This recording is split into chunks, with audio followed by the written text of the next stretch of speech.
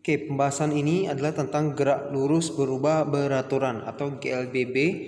Sambungannya dari topik sebelumnya yaitu gerak lurus beraturan atau GLB ya. Jadi di topik sebelumnya ada saya singgung bahwa bedanya yang ini yang ada kata berubah dengan yang tidak ada. Di berubah artinya adanya perubahan kecepatannya berubah. Misalnya mobil jalan ya dari titik awal sampai titik tujuan, kan pasti kadang ada gas, ada rem, kecepatannya pasti kadang cepat, kadang lambat. Nah, berarti di situ terjadilah percepatan dan perlambatan. Jadi di GLBB itu membahas gerakan seperti itu. Maka pasti di rumusnya harus ada elemen yaitu A, simbolnya A, percepatan. Ya, simbol A ini berasal dari kata bahasa Inggris percepatan yaitu acceleration yang disingkat kemudian jadi A atau A. Oke, nah kita lihat pengertiannya sekilas ya. Sebuah benda dikatakan gerak lurus berubah beraturan jika dalam selang waktu yang sama perubahan kecepatan benda tetap dengan lintasannya berupa garis lurus dan percepatannya tetap. Jadi dia memiliki percepatan sekarang dan percepatannya tetap. Ya, gerak lurus berubah beraturan dibagi menjadi dua. Oke. Dipercepat dan juga nanti ada diperlambat, yaitu perlambatan. Mungkin di slide selanjutnya kita bahas ini dulu. Ciri-ciri benda melakukan GLBB dipercepat. Penambahan kecepatan dalam selang waktu yang sama. Percepatan tetap, lintasan berupa garis lurus. Harus lurus karena sekali lagi nanti ada lagi yang lintasan melingkar, namanya gerak melingkar. Ya, di gerak melingkar nanti juga ada namanya gerak melingkar beraturan dan gerak melingkar berubah beraturan di bab yang selanjutnya ya. Juga ada namanya gerak parabola kalau yang membentuk lengkungan ya. Jadi ini gerak lurus berubah beraturan. Jadi harus perhatikan. Jadi gerak lurus di sini berarti lintasannya lurus, berubah beraturan artinya kecepatannya secara seiring waktu secara beraturan itu mengalami dipercepat atau diperlambat rumusnya ini. Nah, di GLB kita punya satu rumus saja yaitu S sama dengan V kali T. Tapi kalau di GLBB kita punya 3 rumus. Kita bedah satu-satu ya. Yang ini pertama. Karena dia sudah mengalami perubahan kecepatan kali ini di GLBB, maka dia ada VT dan V0. VT T kecil ini melambangkan kondisi akhir. 0 ini melambangkan kondisi awal. Berarti kecepatan akhir sama dengan kecepatan awal ditambah percepatan kali waktunya. Jadi tergantung berapa percepatan dia. Semakin besar percepatan, maka kecepatannya yang mula-mula menjadi kecepatan akhir akan makin besar kecepatan akhirnya. Ya.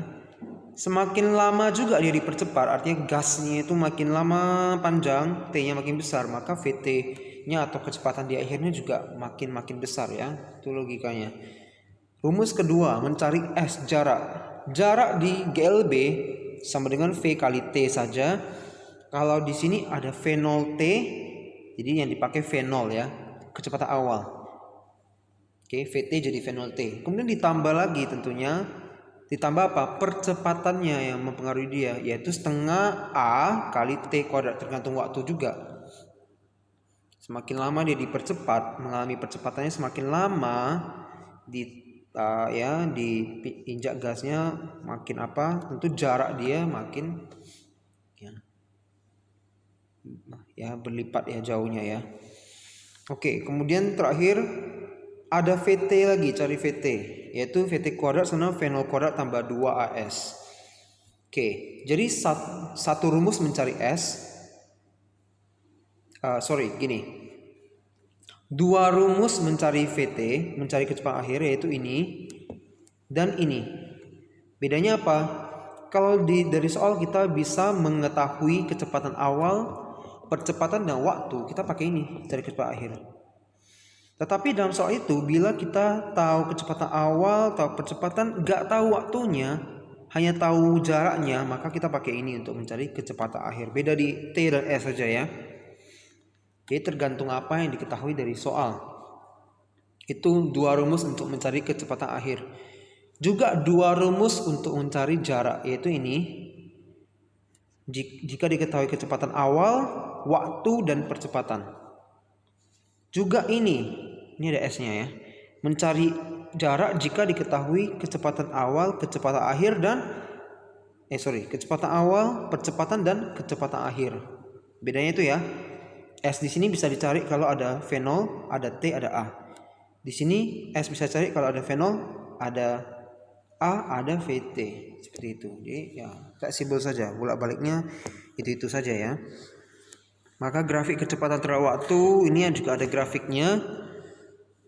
S sama dengan V0 tambah VT tambah V0 atau V0 tambah VT sama ya, kali setengah T. Ya sama sebenarnya, yaitu luas bangunan yang dibentuk. Seperti grafik pada GLB. Grafik pada GLB di mana ini ada V, ini ada T, maka kan ke bangunan yang terbentuk itu kan kita cari luasnya ya, kita pembahasan topik sebelumnya sama. Jadi ini membentuk trapesium. Jumlah sisi sejajar kali tinggi per 2 rumusnya. Jumlah sisi sejajar ini tambah dengan ini. V0 tambah dengan VT. Maka jadilah V0 tambah VT kali tinggi per 2 nih. Rumus trapesium nih sebenarnya. Jadi tergantung. Dan biasa untuk GLBB bentuk luasnya pasti trapesium. Karena dia pasti ada garisnya miring seperti ini. Karena kecepatannya berubah ya. Oke, untuk mencari V ya, ini untuk V0 nya 0 ya. Oke, V0 nya 0 di sini dia mulai dari 0.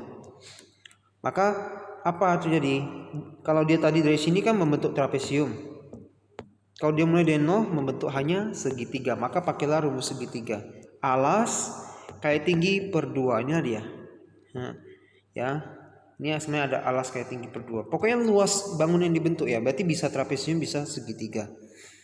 Kemudian grafik perpindahan terhadap waktu ini cukup diketahui saja. Jadi seiring jarak yang bertambah, gimana waktunya?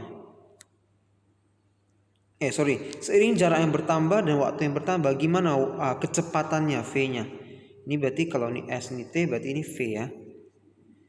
Maka dia semakin lama makin tinggi membentuk lengkungan. Kenapa enggak garis lurus? Garis lurus kan kalau kecepatannya apa? Tetap kan lurus dia. Ini di sini tidak tetap. Ini GLBB ada percepatan. Kecepatannya bisa makin cepat, bisa makin lambat. Dia bakal melengkung seperti ini atau seperti ini. Kalau di GLB baru V-nya lurus ya. Itu aja. Langsung ke contoh soal.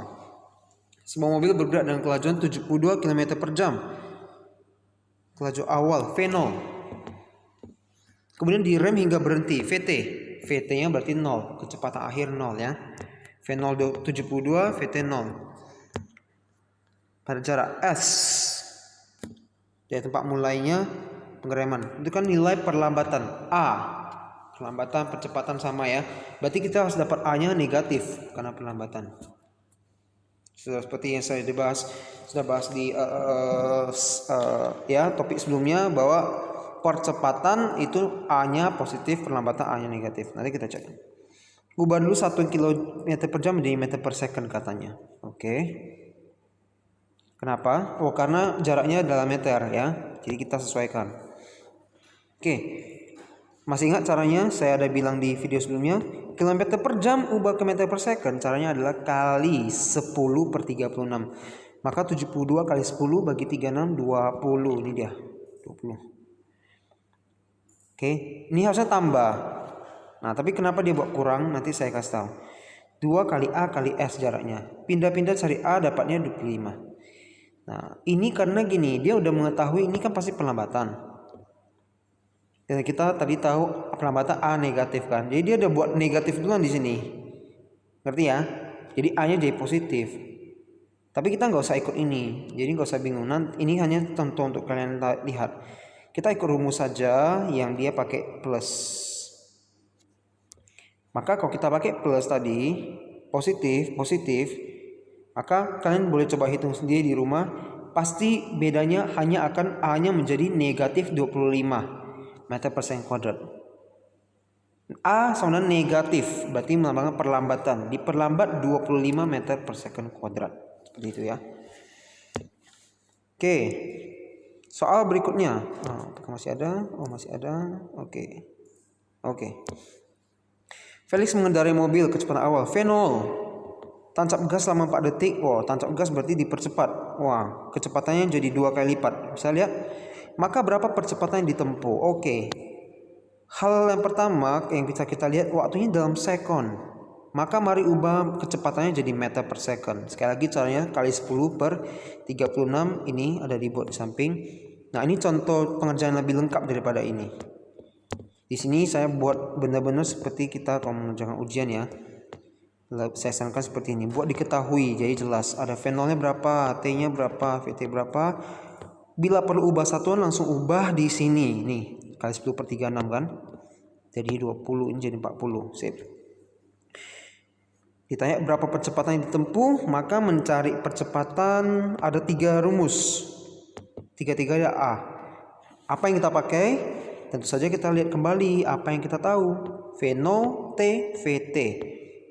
Maka kita lihat kembali rumusnya. Kira-kira rumus yang mana yang dengan pakai hanya V0, hanya T dan VT kita bisa cari A-nya.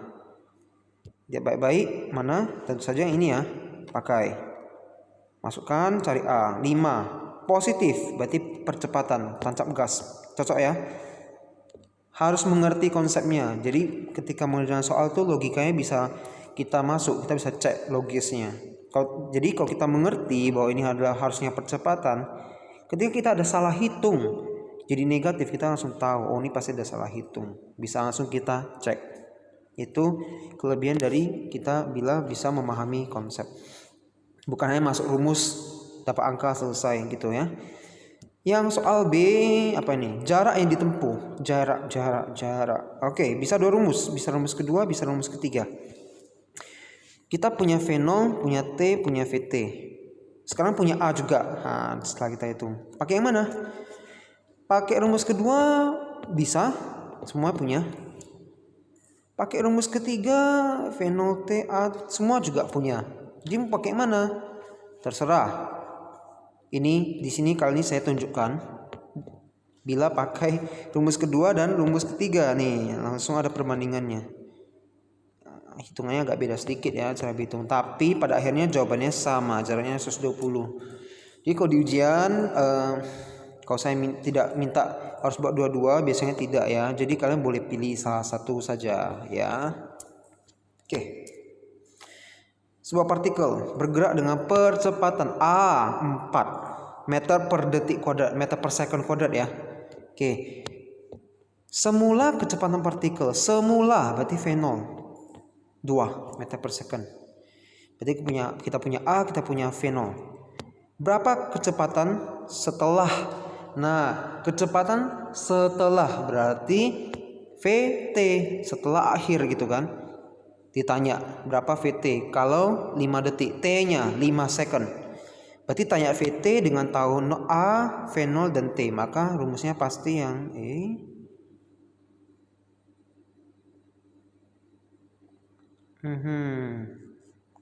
Oh, sorry. Oke, ini mungkin lupa dibuat di pengerjaan ya.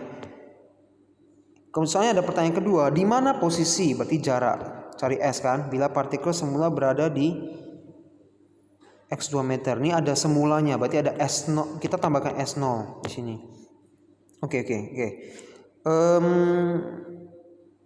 Yang satu kurang dari pengerjaannya adalah mencari VT ya.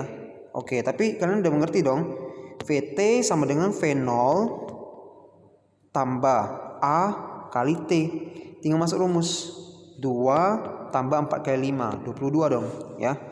Dan satuannya nggak perlu diubah-ubah karena udah klop semua ya. Udah cocok.